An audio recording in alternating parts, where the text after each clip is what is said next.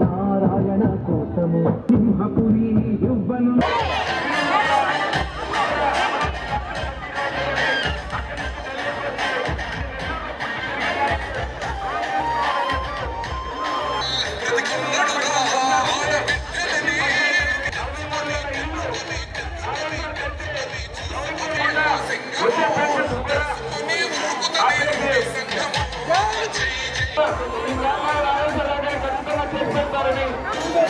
దయచేసి వెనకాలంటే ముందుకు రండి.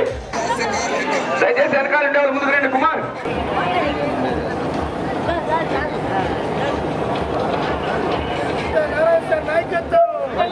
వర్ధిల్లాలి నారా చంద్రబాబు నాయుడు గారి నాయకత్వం, వర్ధిల్లాలి వర్ధిల్లాలి పొంగూరు నారాయణ గారి నాయకత్వం, వర్ధిల్లాలి.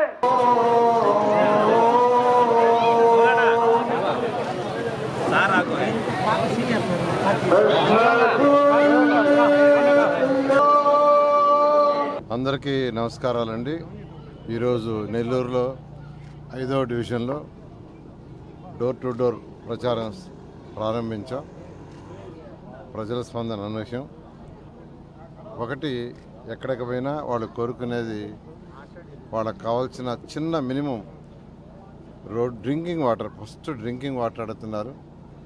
పేదలు నిరుపేదలు ఎవరికైతే 2014-19 దాకా మేము ఇల్లు శాంక్షన్ చేసి వాళ్ళు లాటరీ చేసి వాళ్ళకి ఇచ్చాం. అయితే వాళ్ళకి ఇంతవరకు ఇల్లు ఇవ్వాల. అది దారుణం. ఎందుకంటే పేదలు నిరుపేదలకి high quality of technology, shear wall టెక్నాలజీతో ఈ భారతదేశంలో ఎక్కడా కట్టిన విధంగా ఆంధ్రప్రదేశ్లో ఇల్లు కట్టాం. దాదాపు 11 లక్షల ఇల్లు శాంక్షన్ చేసాం. ఒక్క నెల్లూరు నగరానికి 43,000 ఇల్లు శాంక్షన్ చేసాం. అంటే ప్రతి పేదవాడికి సొంత ఇల్లు ఉండాలనే ఉద్దేశం చేసాం. కానీ ఈరోజు ఈ 5 సంవత్సరాలు ఈ ప్రభుత్వం ఆ ఇళ్లను నాశనం చేసి వాటిని వదిలేసింది. నిజంగా దారుణం. మా మీద కోపం ఉండొచ్చు, ఏదైనా ఉండొచ్చు, కానీ ప్రజల మీద కోపం ఉండకూడదు. అదేవిధంగా 550 కోట్లతో అండర్ గ్రౌండ్ డ్రైనేజ్ సిస్టమ్ తీసుకొచ్చాం. నెల్లూరు మొత్తం వేసేసాం. 90% పూర్తయింది. దోమలు లేని నగరం చేయాలనే ఉద్దేశంతో అండర్ గ్రౌండ్ డ్రైనేజ్ 10% వరకు పూర్తి చేస్తుంటే నెల్లూరు నగరంలో ఈరోజు దోమ పడేది కాదు. దోమలు ఎందువల్ల వస్తాయి? సైడ్ కెనాల్స్లో మురుగు చేరితే, మురుగు ఎప్పుడు చేరుతుంది? ఆ వచ్చే నీళ్ళని అక్కడ స్టాక్ అవుతాయి.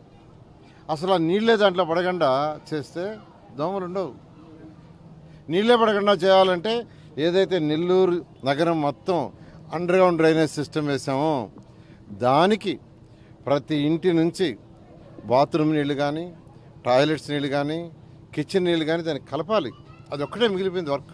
కాబట్టి ఈ ప్రభుత్వానికి ప్రజల యొక్క శ్రేయస్సు కాదు, ఎవరిని అరెస్ట్ చేస్తామా, ఎవరిని ఇబ్బందులు పెడతామనేది ప్రజలందరూ గమనిస్తున్నారు రాష్ట్రంలో. పని ఇవన్నీ చేశారు.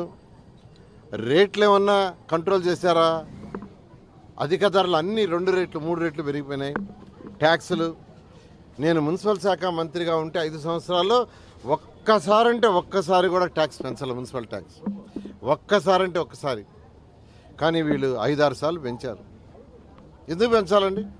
పరిపాలన సరిగా లేక, అర్థం కాక నాయకుడికి చేయటం. ఎందుకంటే రాష్ట్రం డెవలప్ అవుతూ ఉంటే ఆ సిటీస్ డెవలప్ అవుతాయి, ఎక్స్టెన్షన్ అవుతాయి, కొత్తగా ఇళ్ళు వస్తాయి, కొత్తగా లేఅవుట్స్ వస్తాయి, కొత్తగా వచ్చే లేఅవుట్స్, కొత్తగా వచ్చే ఇళ్ల నుంచి ట్యాక్సులు వస్తాయి. ఉన్న వాళ్ళ మీద భారం మోయబడలేదు. ఉన్న వాళ్ళ మీద ట్యాక్సులు అధికంగా వేయాల్సిన అవసరం లేదు.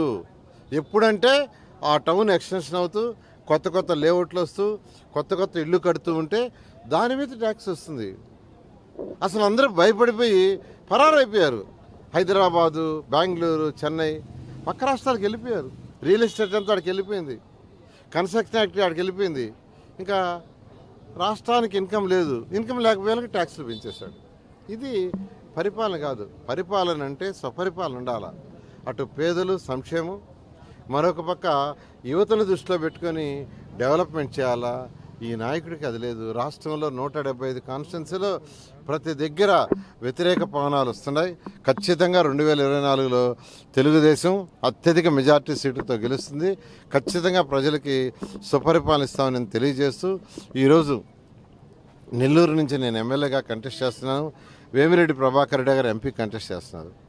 ఒక రాష్ట్రమైనా, ఒక జిల్లా అయినా, ఒక నగరం అయినా డెవలప్ కావాలంటే రాష్ట్రం నుంచి బడ్జెట్ కొంత రావాలా, కేంద్రం నుంచి కొంత రావాలా. ఎమ్మెల్యే గెలిపిస్తే నేను రాష్ట్రం నుంచి తీసుకొస్తాను, ఎంపీగా వేమిరెడ్డి ప్రభాకర్ని గెలిపిస్తే ఆయన కేంద్రం నుంచి ఫండ్స్ తీసుకొస్తారు. ఖచ్చితంగా నెల్లూరుని భారతదేశంలో నంబర్ 1 సిటీగా డెవలప్ చేస్తామని మీ అందరికీ తెలియజేస్తూ మీ అమూల్యమైన ఓటుని తెలుగుదేశం పార్టీ సైకిల్ గుర్తుకేసి గెలిపించాల్సి కోరుతున్నాను.